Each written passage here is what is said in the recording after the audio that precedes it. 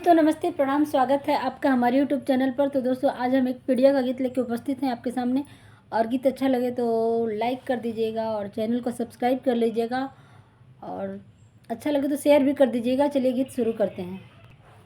सिजवत रहनी हो राम रसोइया पसीनवे सेना, मोरा जिया घबड़ैले पसीनवे सेना, मोरा जिया घबड़ैले पसीनवे सेना।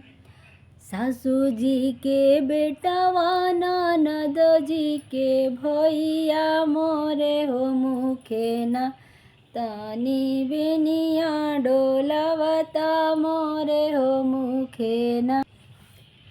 कैसे के बेनिया डोलाई बारी धनिया आई हो जई है ना, मोरी माई बयरनिया आई हो जई है ना, मोरी माई बयरनिया आई हो जई है ना।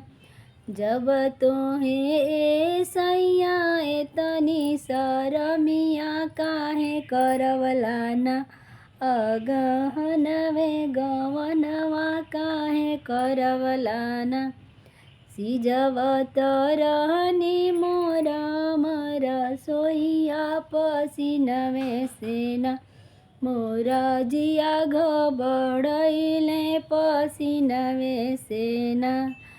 सासू जी के बेटा ननद जी के भैया मोरे हो मुखेना, तनी बेनिया डोलावता मोरे हो मुखेना।